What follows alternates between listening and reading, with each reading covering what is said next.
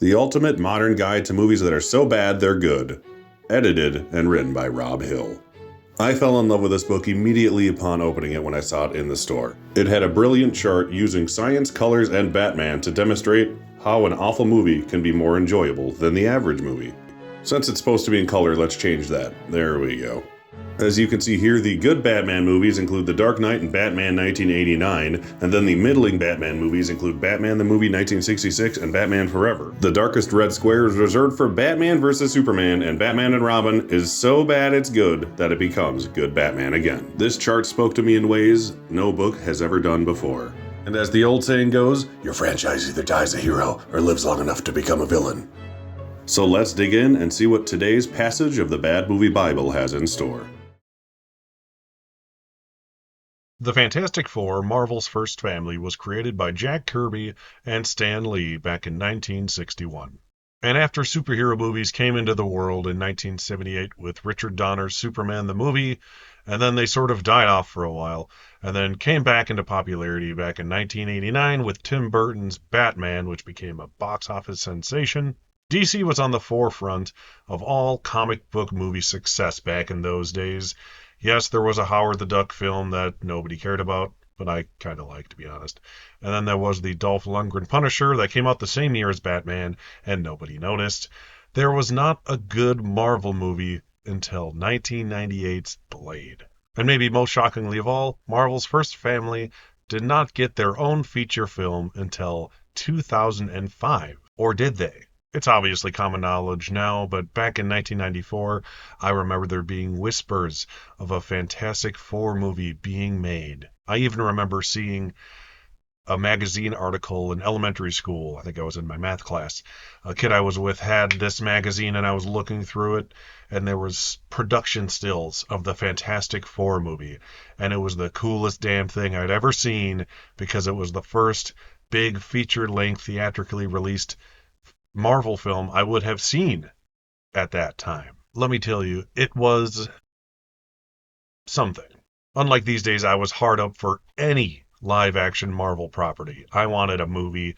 I didn't care what it was. Fantastic Four wasn't even my favorite property, but I've always loved them. I always had the action figures and the trading cards and what have you. I still have a whole bunch of them back there.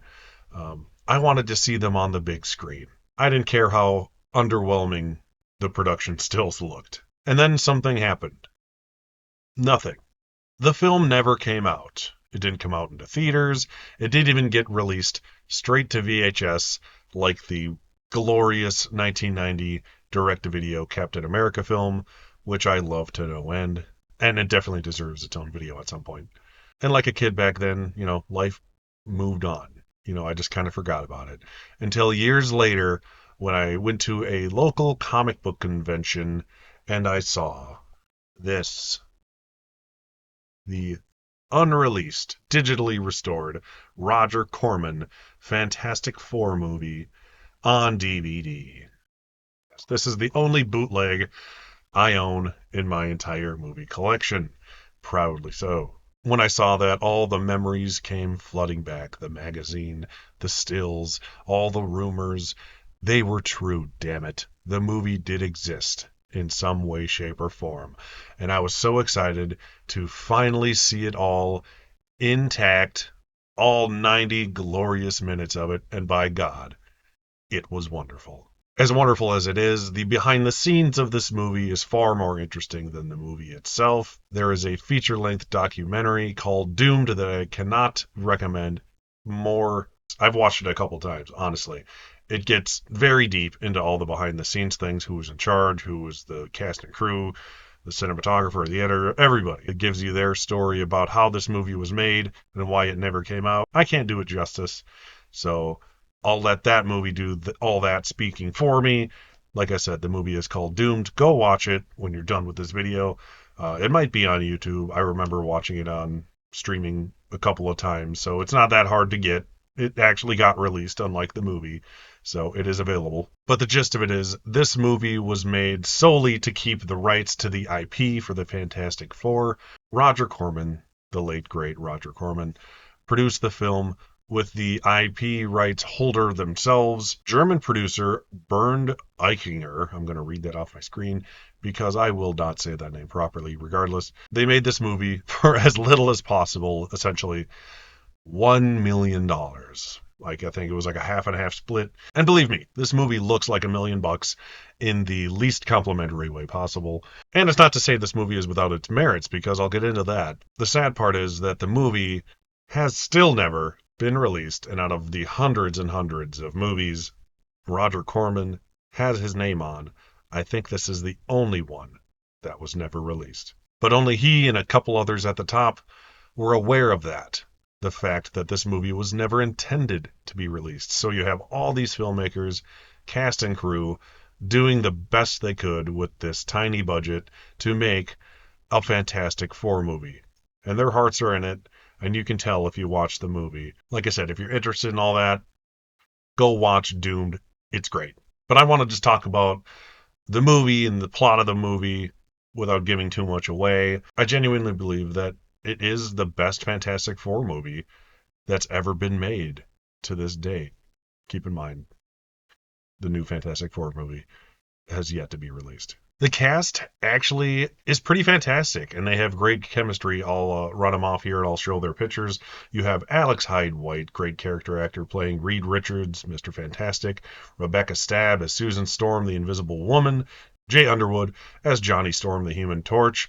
You've seen them all in something before, believe me. Michael Bailey Smith as Ben Grimm, and a different actor actually plays the Thing, Carl Carfalio. I probably said that name. Carfalio is probably how it's pronounced. I don't know. But that's him. They're all in the documentary, and they're great.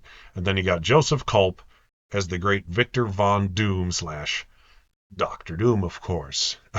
They recorded all of his scenes in his amazingly produced suit, I'll be honest, given the budget. And then they had to ADR some of it over, but that's one of the things they never really finished in this movie, even in the version I saw. I would love if they went back and just perfected that, because he is a damn good scenery-chewing Doctor Doom, and he gives a very theatrical, with his hands, performance like no other. It's really something to see. The gist of the movie is what you would expect with a Fantastic Four origin story, and this one, like I said, does it the best.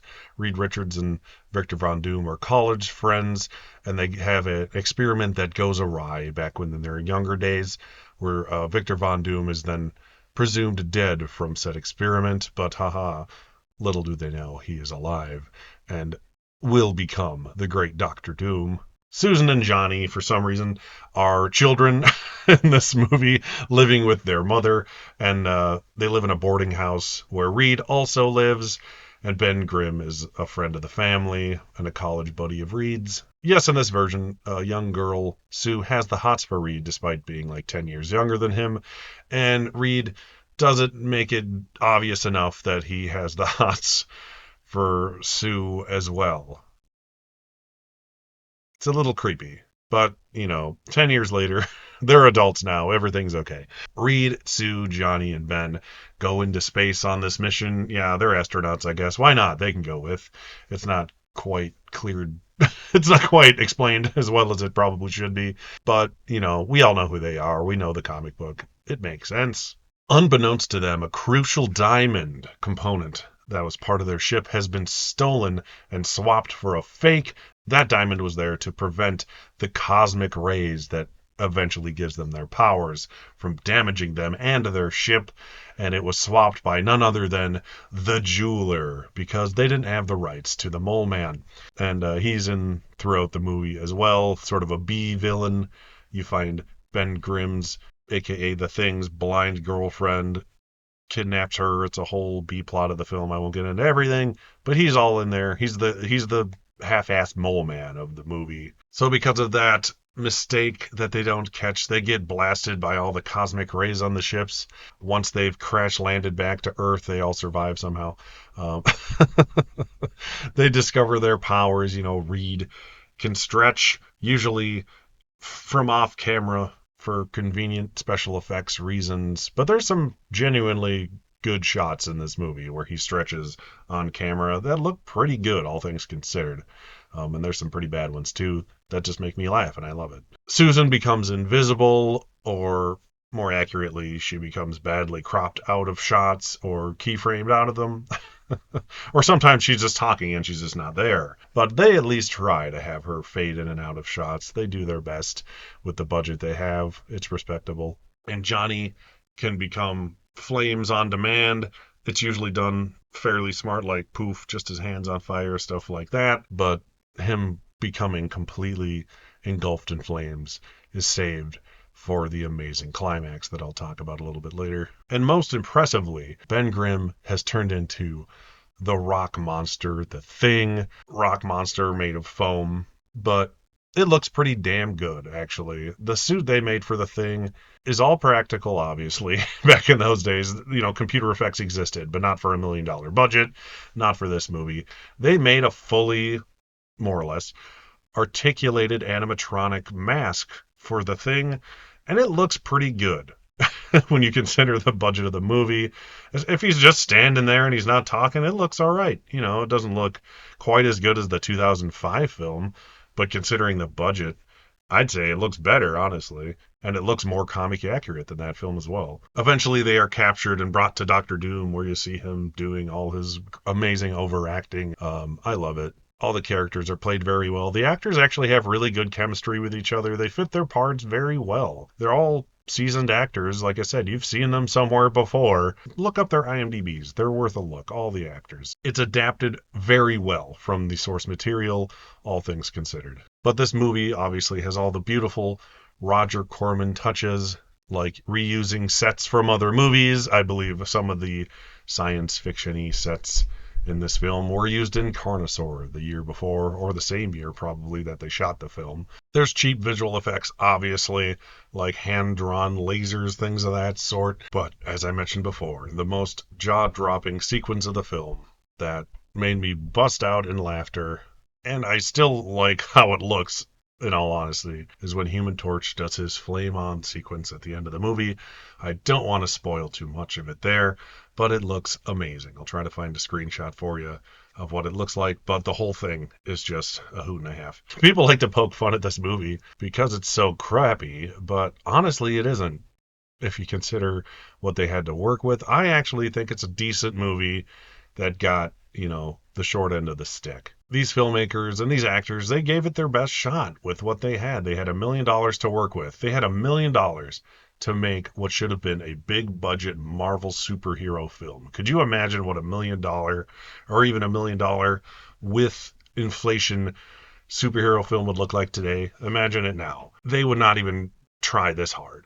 Like Deadpool is a low budget superhero movie, and it still cost over $50 million to make back in 2016 or what have you. It's impressive at any level. Movies are hard to make, whether you have $100 million to make one or one. So I genuinely think it's the best Fantastic Four movie to date. I don't know what it is with the 2000s movies having like this retroactive love that I've been seeing online. When those movies came out after Spider-Man, after Ang Lee's Hulk, which I love, after all the X-Men movies, those Fantastic Four movies, even pre-MCU, felt kind of shitty to me at the time, I'll be honest. But I was an adult. I was like 20 when the first one came out. They have aged very well. I rewatched them recently. I'll give them that. They're fun movies, and they're kind of nice to watch now that we do have all the interconnected storylines. It's kind of nice just watching a Fantastic Four movie all on its own. It's not great. It's better produced, obviously, than this one, but I prefer this one, and it's done in a swift 90 minutes, which is why I kind of like the Silver Surfer sequel. It's also only like 90 minutes long, and Silver Surfer looks pretty fucking awesome in that movie, to be honest. It's a shame it never saw the light of day, because even if the reviews were god-awful, and they would have been, let's be honest, it easily would have made its $1 million budget back in theaters, or even straight to video. It probably would have, worst case scenario, broke even. If they released this today, so many fans would buy the 4K or the Blu-ray if they gave it a good restoration, went in and finished all the ADR. It doesn't need that much more work, and it would sell like hotcakes. Even if they released it and put it as like a special feature with like the upcoming 2025 one somehow, that alone would make people buy it. I would.